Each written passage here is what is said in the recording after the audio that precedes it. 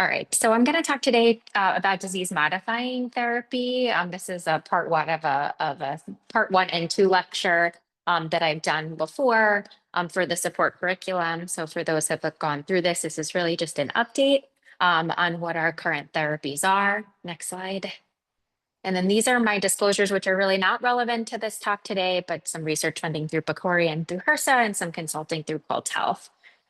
My objectives, so we're going to identify the current approved disease-modifying therapy, but focus on the novel therapies, sort of in quotation novel therapies, because they've been out now for a couple of years for sickle cell disease and explain their mechanism of action, indication, major side effects of those disease-modifying therapies, and then talk about the clinical trial evidence and guidelines for their usage as it relates to various age and genotypes for sickle cell. So the next slide shows really what our landscape is currently for disease modifying therapy. And I think a lot of us are hopeful on what the future might hold with current newer therapies potentially being approved by the end of this year and some newer clinical trials. But currently this is what we have and what's approved. So as I'm calling sort of the newer agents, which are sort of not so new, talking about L-glutamine and crizanlizumab, which we'll talk about today. And previously in this talk, I've talked about voxelotor, but as all of you probably know at this point, it's been taken off the market as of September 2024. But we'll talk a little bit about what those implications may look like. And then also hydroxyurea, which has been FDA approved for over 2 decades now. As well as gene therapy and bone marrow transplant, which are sort of in our transformative and curative buckets. Gene therapy being approved in December of 2023, and bone marrow transplant currently under investigation for adults, but approved for children with sickle cell disease. And then we have chronic transfusion therapy for some patients that could be actually transformative with chronic exchanges or with chronic simple transfusions, as well as current and open clinical trials. Next slide. So just a very brief overview of the pathophysiology of sickle cell disease, just so that we can sort of set the stage for the disease modifying therapy. So sickle cell disease is a single gene mutation, a substitution for a valine for a glutamine, which allows for those sickled cells to be shaped. And in the next slide, you can see sort of what happens with those sickled cells. And sometimes this graphic works and sometimes it doesn't. You can see the normal biconcave red cells, but then the sickle red cells that are sort of that C sickled shape that don't fit very freely through the vasculature, which causes that occlusion and for those cells to get stuck. This can occur, and we'll next slide talking about polymerization. So the formation of the hemoglobin S polymers through stressful oxidative stress, which causes those cells to no longer be the biconcave shape, but then actually be the sickled cell. So all of the cells with someone with sickle cell disease, SS disease, have the propensity to be sickled, but can be normal unless under some sort of oxidative stress, which could be hypoxia, could be an infection or something that's actually causing the polymer to form. And that's only part of what's happening when we think about vaso-occlusion in patients. And so on the next slide, we can see the actual cellular adhesion that happens. So you have the cells that get stuck inside of the vasculature, they get stuck and they adhere to the cellular wall. You get propagation of lots of cells like white cells and platelets that then all kind of adhere all together, causing more sickling to occur, more hypoxia, and sort of this very vicious cycle. So then when we think about those sort of elements of what happens during somebody that has sickle cell disease and vaso-occlusion, a lot of the therapeutics are sort of thinking about that, and that's how they have targeted it. So on the next slide, we're going to talk about the first of the newer agents that was FDA approved, L-glutamine. So this is from the phase 3 trial that was published in the New England Journal of Medicine of L-glutamine, which was FDA approved in 2017. So next slide. So L-glutamine was FDA approved in 2017. It was a year-long placebo-controlled double-blind parallel trial across 31 hospitals. There were 230 patients that were enrolled, and about 2/3 of the patients were actually on hydroxyurea. 152 patients actually got L-glutamine and 78 patients got placebo. Next slide. You can see here the study demographics. So majority of the patients had SS disease. There were some patients with sickle beta null thal, and then there were no patients with SC. And then you can see in the treatment arm for L-glutamine, there were only 2 patients with sickle beta plus thal. It did look at patients that were 5 years of age and older, about half and half female to male. And then it looked at the pre-trial period of vaso-occlusive episodes, as well as baseline hemoglobin, hematocrit, and reticulocyte counts. Next slide will show the results. So this looked at the results after 48 weeks, and this was published in the New England Journal of Medicine, looking at the L-glutamine arm versus the placebo arm. And then what we found was there was a reduction in the number of crises by about 1 per year for the patients in the L-glutamine arm versus the placebo arm. And there was a reduction in days of crises by about 1 to 2 from placebo to the L-glutamine arm. So it did show some efficacy for improvement of vaso-occlusive pain. It did not show any improvement from those hemolysis markers like hemoglobin or retic or LDH, but did show some reduction in crisis. Next slide. The mechanism of action is fairly unclear. Glutamine is a precursor for synthesis of GSH and also NAD and arginine, and all of which sort of protect the erythrocyte from oxidative damage and indirectly maintain the vascular tone. In the indications for use right for SS and sickle beta null thalassemia, this is who was studied for in the trials, and 5 years of age or older. And most of the side effects include constipation, nausea, headache, abdominal pain, cough, some pain back to the chest and some joint pain. And you can see the dosing here is between 5 and 15 grams BID, and it's weight-based. Next slide. So since it's been FDA approved, there have been 2 post ad hoc analysis of the phase 3 trial, as well as 3 real world studies, 1 limited real world study with the US cohort, and 1 analysis of post-approval adverse effects from the FDA. And then there have been 3 additional abstracts looking at adherence and efficacy of L-glutamine in single center pediatric and adult studies. Next slide. So you can see here on the next slide, this sort of goes over some of the abstracts that looked at L-glutamine post the approval process. And so you can see in the first study looking at following initiation of L-glutamine over 9 patients, that they did still see reported improved outcomes clinically in reduction of hospitalization. In the next study, it looked at prescribed opioids for a single center before and after starting out glutamine, in that sort of total 4-month opioid prescription dose before and after starting out glutamine, which did show that there was some reduction there, as well as looked at patient satisfaction in the last study, which actually most patients, adults and children, although the sample size was small, 40, did report excellent or good ratings of taking the L-glutamine prescription. Next slide. So that's sort of the good pieces of it, but sort of the barriers to the L-glutamine have been mostly adherence in the United States. And so in this study by Agu that was published in Blood in 2019, looked at 111 patients that were prescribed L-glutamine over a 14-month period. And Sonia, if you just keep clicking, then I'll be able to thank you so much. There were 47 of those that actually discontinued the L-glutamine, and 39 of them that actually never filled the prescription at all. And 4 of those that received the prescription but never actually initiated any therapy. And so there were 21 patients of the original cohort that were taking L-glutamine actually after 14 months. So only 19% of them that were actually prescribed and actually still taking the medication over a year after it being prescribed. So adherence, in sort of these cases is a problem. And so when they looked at sort of why is adherence been a barrier? What are the barriers to actually taking the L-glutamine? And so majority of the patients you can see here, there was a prior authorization issue. And I think this is probably consistent of when this study was done in 2019. The medication had just been approved, sort of the startings of the pandemic. I've had less sort of anecdotally issues with getting this medication approved for patients as I did in sort of the previous year or 2 since its approval. So I wonder if I sort of speculate if we were to do this again, if this would be better.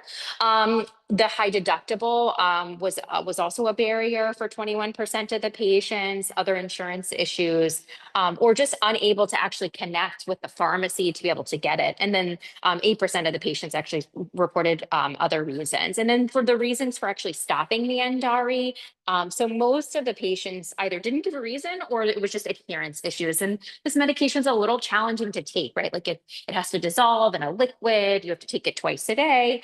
So it doesn't make it for the easiest, at least from talking with patients, medication to actually take. And you can see side effects was a low reason for them to stop taking the medication, including 2 patients that were pregnant or breastfeeding, or that they actually didn't see a benefit, so they stopped. Next slide. So adherence, right? This is looking at another study of adherence that was published in 2023 of L-glutamine, looking at children versus adults, looking at medication refills versus the first attempt to the prior authorization. And actually looks like prior authorization rates in at least this study were much better in adults versus in children. But yet the fill rate was a little bit better in children versus adults, which probably has something to do with sort of the parents and being able to sort of help along. Whereas I'd be interested to see sort of what the demographics of those adults look like if they were younger versus older when it comes to medication fill rates. Next slide. So L-glutamine, right, from a side effect profile really it seems to have less side effects than maybe some of the other agents. And you can see as a discontinuing criteria in that one study, side effects was pretty low on the reasoning. Of sickle cell disease sort of adverse effects medications from the FDA, there really weren't many that were reported, only 2.5%. And upper abdominal pain, extremity pain were sort of the most were the ones that were reported. But in a study of patients of L-glutamine in a US center, 53% children and 38% adult reported side effects. Most of it was GI upset and some muscle aches and pains. So despite sort of some of these side effects, it seems to be from a side effect profile a little bit less or a little bit more tolerable than maybe some of the other agents. Next slide. I'm going to move into now just talking about crizanlizumab, which was the second FDA-approved medication in 2019. This is the randomized control trial that was done and published in the New England Journal of Medicine before its approval in 2019.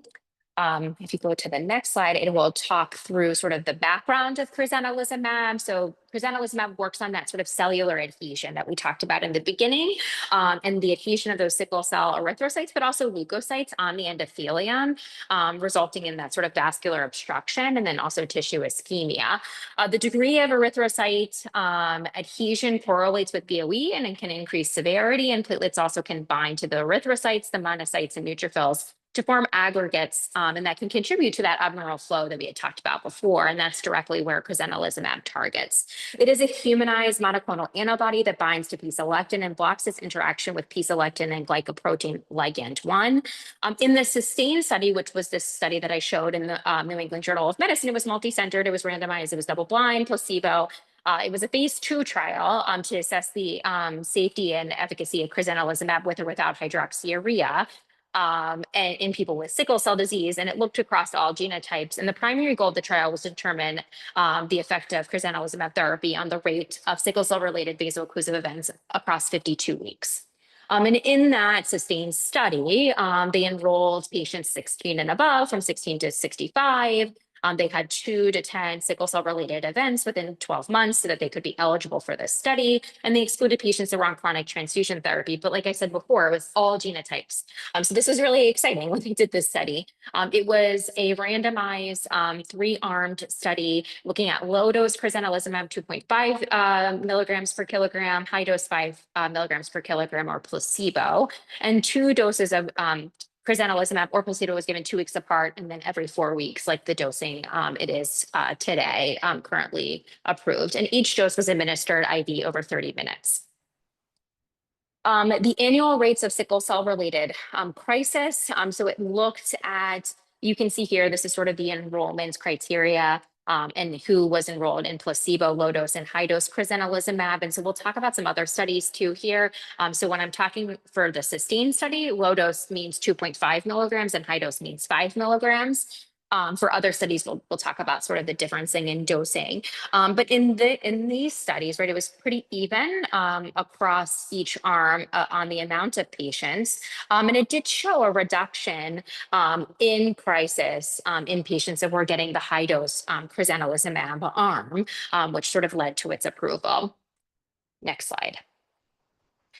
The adverse events that were reported in the study, and so this is from the New England Journal of Medicine publication in 2017, there were some pain, there were some headaches, some nausea, some GI upset that were reported in the population that got the high dose crizanlizumab versus low dose and placebo.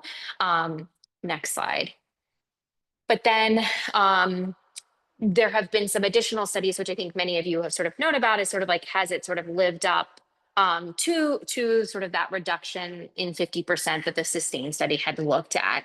And then so this study was done and published in 2023, looking at a subset of patients who were on crizanlizumab. You can see with all sort of genotypes, mainly with SS disease. And it was a small cohort, and you can see that some of them were on some other therapies, including hydroxyurea, L-glutamine, and also Oxbryta. And there was actually no difference in this sort of cohort of patients looking at pre and post acute care visits. Next slide. The adverse symptoms, so sort of similarly to what the FDA, sort of into the FDA reporting, 4.7% of patients reported an adverse effect, including diarrhea, nausea, headaches, and fatigue. And then there was actually no pain-related infusion reactions that were reported here, which I think is interesting, and we'll sort of talk about sort of the pain experience that people have seen. And I know that I've seen it in clinical practice, but in this study by Dr. Cantor that was published in 2021, they looked at the infusion-related pain syndrome that happened sort of during infusions. And so looking through the Novartis safety database from 2019, it revealed 28 cases of infusion-related pain within 24 hours of the infusion. Most of it occurred before the first or the second dosage, and 9 of the patients experienced a sickle cell-related complication after the infusion. Majority of these patients that actually had pain and that were admitted and had a sickle cell-related complication also received steroid, which also I think confounded some of these problems. Unfortunately, one patient actually did die in this cohort that actually received steroid and had a pain-related event. And that person had declined transfusion at that particular time. So, I know I've seen it anecdotally. Dr. Cantor is sort of publishing this experience that they had in an abstract in 2021 of sort of the pain experience and that has happened with crizanlizumab. Next slide. So then the Solace trials came out and was published, and this was looked at treatment-related adverse events, and that they occurred in 12 of 40 patients, and 3 of 12 patients receiving either 5 mg per kg or 7.5 mg per kg. So in the Solace study, it actually looked at patients getting 5 mg per kg or 7.5 mg per kg, so much higher than what the original study had looked at. And you can see here, they also looked at the annualized rates of vaso-occlusive crises as well, and it actually did decrease in both of those cohorts. Next slide. But then sort of the STAND trial, and this actually was just these results were actually just published last month. I think the data has been out there on clinicaltrials.gov, but has not actually gone to publication. But I have the reference here. It was actually published just in April of 2025. And this is the STAND trial looking at the double-blind phase 3 study, which was multi-centers across 65 sites in 21 countries. And it looked at safety and efficacy of crizanlizumab 5 mg per kg versus 7.5 mg per kg in ages 12 or older. And there were 252 patients between 2019 and 2022. It showed safety of administration, but it actually did not show any efficacious difference between either of the arms of crizanlizumab or placebo. So that reduction that we had seen in the SUSTAIN trial, we actually did not see in the phase 3 STAND trial. There are other usages, and there have been other publications looking at the use of crizanlizumab across other trials. So the Spartan trial published in 2023 was a phase 2 study looking at crizanlizumab at priapism episodes in 36 enrollees greater than or equal to 12, and actually did show a reduction in priapism by 50%. The Steadfast study was closed in 2024 for enrollment, but it has not been a publication, and that looked at crizanlizumab and chronic kidney disease.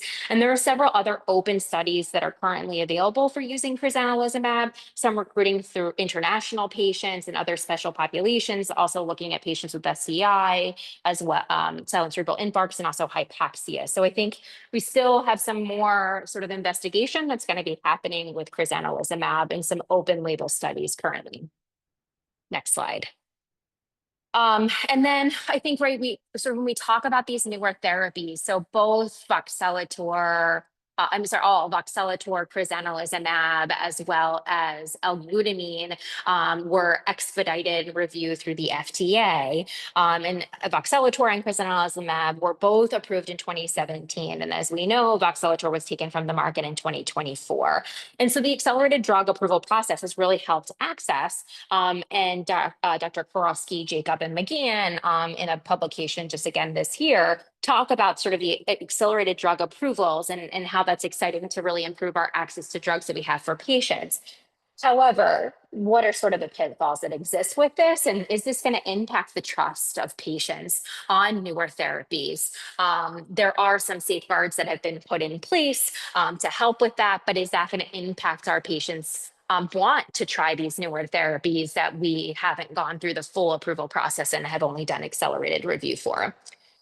So in conclusion, right, so sort of variable uptake on the newer therapies. Some can be provider knowledge, but some of it has been insurance or adherence issues or adverse effects. As we talked about sort of the efficacy about especially crizanlizumab and some of the conflicting data that we've seen amongst the cohorts, but maybe some promise in some other special populations. And future research that obviously needs to happen. And then also just sort of what does the mistrust or trust that our patients have in us and some of these newer therapies to try. I mean, certainly, having more tools in our shed for patients is helpful, but are patients going to trust these therapies? And is there going to be any misgivings associated with them? So I think I have just a couple of minutes for questions if people have them, but that was just sort of a brief overview of sort of our newer therapies that we have for sickle cell disease.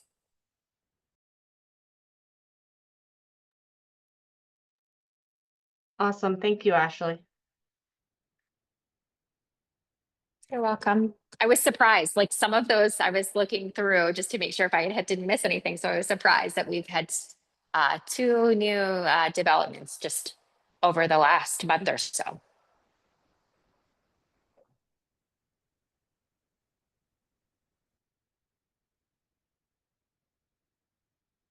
All right. Well, I guess we can conclude for today. Thank you so much for joining. Our next Echo, if everybody's able to join, is Thursday, May 15th at 12 p.m. This one is led by Ashley Lauriello. And then I believe this Echo is the first Tuesday of every month. So please join back next month. I think it is June 3rd at 9 a.m. Is that correct? There was a really nice slide that she showed at the beginning that had all your dates and what was coming up. Is it possible to see that slide again? Because I have not been to Echo and I wanted to write that down. Oh, perfect. Thank you so much. That was a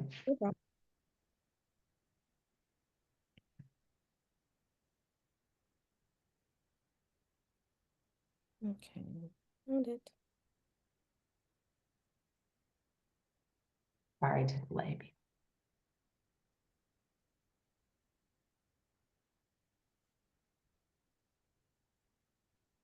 There it is. Perfect. Thank you.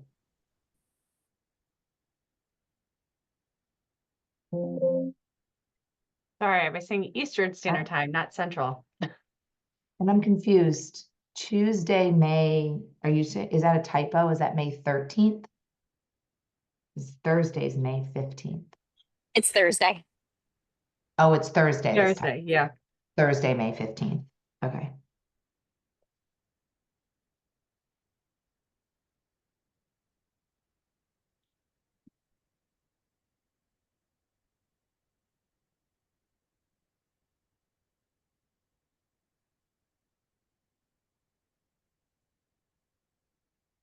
But Maya will be back, so no worries. Thank you, Shannon, for stepping in and helping us out this morning. You're welcome. Nice to meet everyone. Hope y'all will have a great day. Great discussion. Thanks for teaching us something, Ashley. Thank you.